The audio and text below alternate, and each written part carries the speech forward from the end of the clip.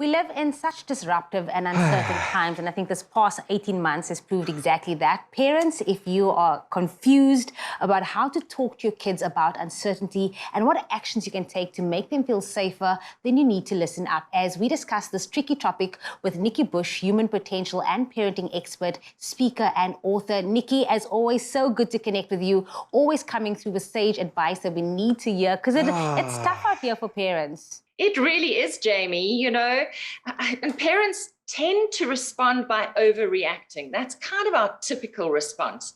And what we're seeing is a pandemic of parental guilt and overprotection. You may have seen some of those pictures, and Graham, you were saying earlier, you've turned into a neurotic person since you've become a parent in disruptive times. You want to wrap your children up in cotton wool.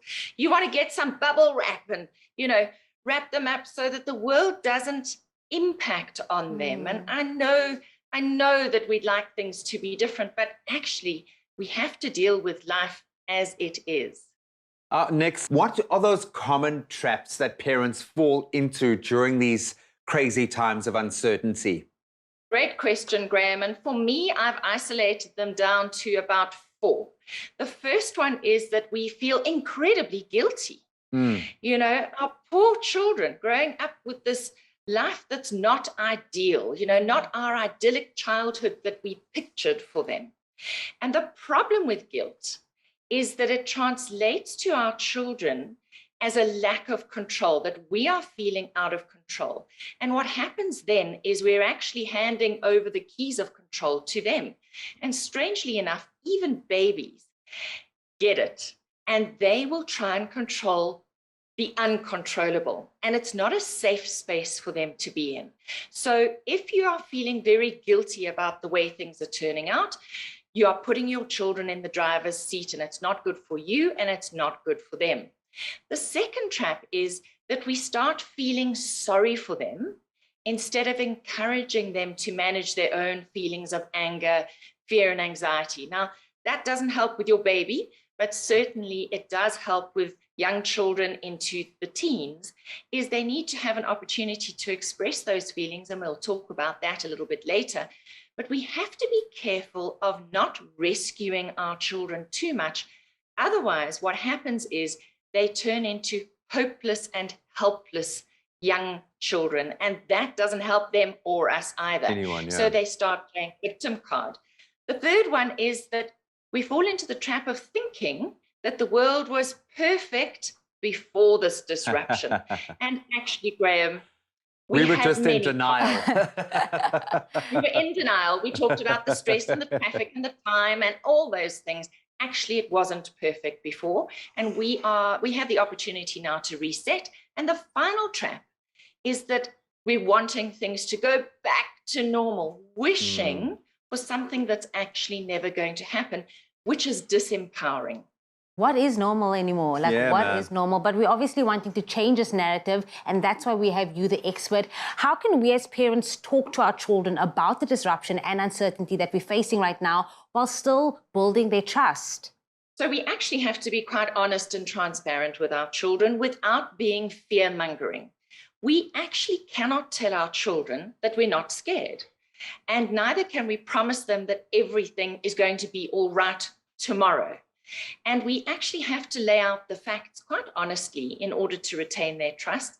And then we need to take time to help them when they're old enough. And we're talking about sort of 5, 6-year-olds and up, old enough to distinguish between the facts and the feelings. This is actually really valuable.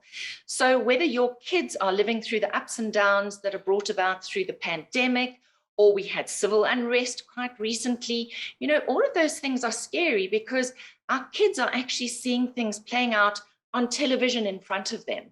So we can't deny it, especially if you have that television on 24/7 on 24/7 news reporting. So what we can say is something like, yes, this is terrible and I'm worried. While I can't promise you that everything is going to be all right very soon, we can and will handle it. Now, this is very, very important for your children to hear you say. We can and will handle it. And then you need to unpack those facts separate from the feelings and all those emotions that are actually flying around. And so that means looking at what's being done to solve the problem right now. So children are very concrete thinkers. That's what you need to remember. They're watching everything, and they really do need you to help them. Like, why are we wearing masks? Why are we having vaccinations? Why are we social distancing? So what is the government doing? What are we doing? What are we doing in our homes? What is your school doing to keep you safe? So they need to actually see those things in action, because that is the way they think. It's the way their brains work. Oh, Nix, that's why my son knows President Cyril Ramaphosa as Mr. COVID. And that is why I probably need to speak to you every morning, I think, before I go out into the big, brave, wide world out there. Nix, stick around. We're going to continue the conversation now. We are talking to Nikki Bush about parenting during these very uncertain and unsettling times. It's my feel-good breakfast show. So a little bit earlier in the show, we connected with one of our favorites, human potential and parenting expert Nikki Bush, chatting about how to talk to our children about uncertainty and what actions we can take to make them, and I suppose ourselves, feel a little bit safer. We're going to dive right back into this. It's a crazy time, and I think as a result, a lot of us parents have been feeling a little bit underbalanced, if you will. So Nick, thanks for sticking around. Yes, Graham. So, what we can say to our kids in these disruptive and uncertain times is we can cry, we can worry, we can complain, or we can be confident that we can handle this and do what needs to be done. So this really means that as parents, we have to dig deep into our own resilience, our belief that we can cope. And children really do need to hear that we're confident and we can handle this situation right now. This is the plan for right now. And if we need to create a new plan, if the situation changes, we will. And if there's one thing we've learned through COVID, is that we do need to have plan B. Yeah. Because how often has Uncle Cyril said, we will be going back to school on the 26th of July, and it doesn't happen. So we do need to have that backup little comment with our children. This is the plan for now, but if it needs to change, it will. And yes, we're worried, but we will handle this in the best way we can. So we have to instill our belief in our children that they will handle things, and vice versa, because they also need to feel confidence that you will take whatever action you need to take. Nikki, do you think there are two pandemics going on right now? Is there a thing called a pandemic of parental guilt as well as overprotection? Because, we're all feeling this sort of way. So overprotective, but I feel justified in being overprotective. That's the thing. Well, yes, in a way you are. But what you've got to remember is that parental guilt is more infectious than the coronavirus.